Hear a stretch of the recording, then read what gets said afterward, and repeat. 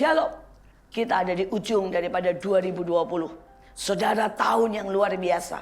Di tempat lain kita mengalami resesi, tapi bersama Tuhan kita akan tetap resepsi. Di tempat lain kita sedang survive. Saudara survive dan harus mepet. Tetapi bersama Tuhan kita akan surplus dan surplus dan surplus.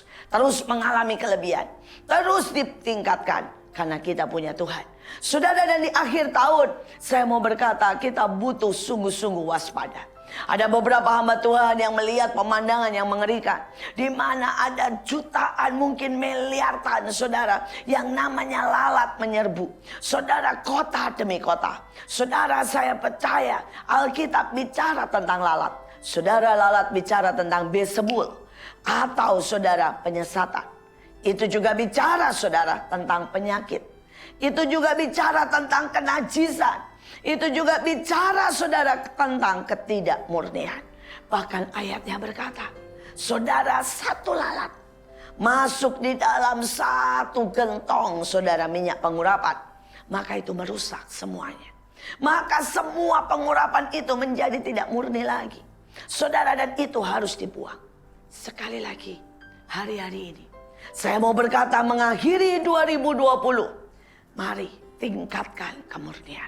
Kemurnian akan menjadi sebuah tudung, saudara. Seperti selaput yang luar biasa. Yang membuat kita semuanya dibebaskan. Dari serangan demi serangan. Dari penyakit demi penyakit. Dari perpecahan, dari kemarahan. Saudara, lalat inilah yang seringkali membuat ada begitu banyak, saudara, terjadi yang namanya miskomunikasi. Pada waktu seorang berkata, I love you, lalat ini merubah di atmosfer. Dan berkata, orang mendengar bukan I love you, tapi I hate you. Saudara, pada waktu orang berkata, aku memberikan engkau tugas. Saudara, dan tiba-tiba saudara, itu atmosfer, itu lalat. Membuat orang yang menerima tugas berkata, saya ditekan, saya ditindas, saya diperbudak. Apa masalahnya? Masalahnya ada sebuah atmosfer yang tidak benar. Saudara, hari itu Tuhan menyuruh kami untuk berdoa dan menyapu bersih, saudara, semua atmosfer, semua kuasa kegelapan, semua hoaks, semua penyakit. Saudara, dan kami ada di tempat-tempat tertinggi. Kami melakukan deklarasi, kami berdoa, kami menyembah, dan terjadi keajaiban. Buat beberapa orang itu kebetulan, buat kami tahu dengan pasti bahwa apa yang di roh itu terjadi di dalam daging. Saudara, 1 Desember, saudara boleh cek di mana-mana berkata Jakarta tiba-tiba memiliki langit yang biru. Tiba-tiba begitu cerah. Saudara, tiba-tiba menjadi trending topik, saudara. Bahkan dari beberapa tempat bisa melihat gunung Tangkuban Kerau. Saudara, gunung Papandayan yang selama ini tertutup sama sekali. Why? Karena jernih. Pada waktu bersih, saudara, mendadak kau bisa melihat sangat jauh. Mendadak kita bisa melihat visi. Mendadak kita bisa punya iman. Mendadak kita bisa melihat yang namanya destiny. Tiba-tiba kita bisa tahu apa rencana Tuhan dalam hidup kita. Tetapi pada waktu atmosfer kita begitu pekat, diserang oleh lalat-lalat, oleh kuasa kegelapan, oleh hoaks, oleh kemarahan, oleh iri hati, maka saudara, kita menjadi begitu tertutup kabut. Kita tidak melihat yang benar. Kita seringkali merasa tertekan. Kita merasa capek. Kita merasa putus asa. Kita salah mengerti dengan orang lain. Kenapa? Karena sudah tidak ada kemurnian. Kemurnian itu sangat mahal. Saudara, kita lihat emas. Saudara, kalau saudara membeli emas yang 90% saudara adalah perak, maka harganya cukup murah. Tetapi pada waktu saudara membeli emas dengan nilai 999, saudara, maka harganya menjadi sangat mahal. Apa yang membedakan? Bukankah sama-sama emas? Dan kalau baru dilihat sepintas, hampir tidak ada bedanya. Tetapi yang membedakan adalah kemurniannya. Demikian juga dalam hidup kita. Mungkin kita sama-sama pelayanan. Mungkin kita sama-sama saudara di dalam rumah tangga. Mungkin kita sama-sama saudara menyembah Tuhan. Mungkin sama-sama firman diberitakan. Tetapi yang berbeda adalah kadar kemurniannya. Apakah itu murni buat Tuhan? Ataukah itu murni untuk melayani orang lain? Apakah itu murni dari hati yang mengasihi? Atau itu sudah penuh dengan politik yang negatif? Ataukah itu sudah penuh dengan ambisi pribadi? Hari ini, mari kita waspada. Biarlah kita belajar memurnikan diri kita. Seorang hamba Tuhan berkata, terlalu banyak polusi. Jadi untuk tubuh, alangkah baiknya kalau sebulan sekali kita detok. Hanya makan, saudara, air putih dan beberapa buah.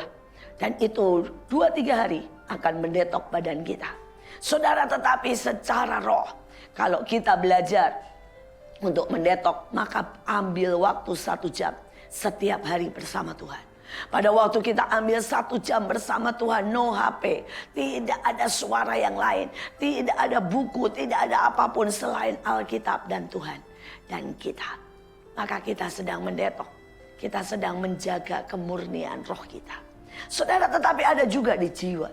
Pada waktu kita belajar mengambil mungkin seminggu sekali untuk belajar, Tuhan selidiki akan aku.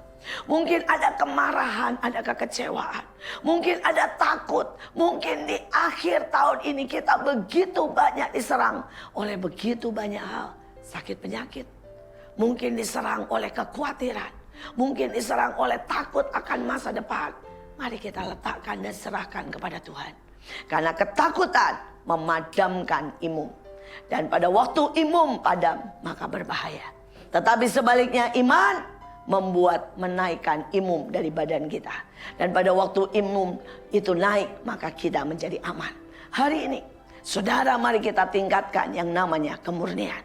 Saudara, saya akan bacakan 1 ayat tentang kemurnian. Ada banyak ayat, tetapi saya berharap ada 2 ayat saya bacakan.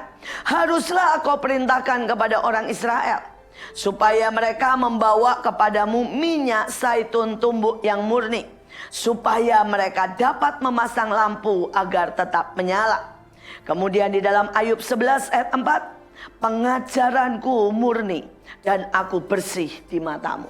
Saudara, ini 2 ayat yang saling, saudara, bersautan. Yang pertama, tahukah saudara bagaimana mereka dulu menyalakan lampu? Mereka mengambil buah zaitun. Saudara, dan ini buah ada di padang gurun. Kelihatannya pendek, mungkin tingginya cuma 2 meter. Tetapi akarnya bisa 7 meter, saudara. Why? Akarnya terus menembus mencari air. Saudara, dan pada waktu buah ini sudah berbuah, saudara, maka itu ditumbuk halus. Padahal itu sangat keras, tapi dimasukkan dalam kilang, saudara. Sampai meneteskan minyak zaitun. Dan minyak zaitun yang murni, yang membuat lampu itu menyala. Saudara, pada waktu kita ini murni, maka pengajaran yang keluar dari hidup kita, teladan yang keluar dari hidup kita, berkat yang keluar dari hidup kita, kasih yang keluar dari hidup kita akan murni, saudara, akan menyala, akan bersinar.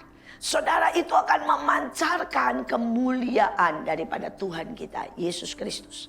Saya berharap setiap kita hari-hari ini memurnikan hidup kita. Saudara, pada waktu kita menjaga tetap murni tubuh, jiwa, roh, maka sekali lagi ini menjadi sebuah tudung di mana kita selama tahun depan tidak akan kena yang namanya serbuan hoak, ketakutan, serangan kuasa kegelapan, bahkan teror, ambisi, korupsi yang menjebak dan menghancurkan kita.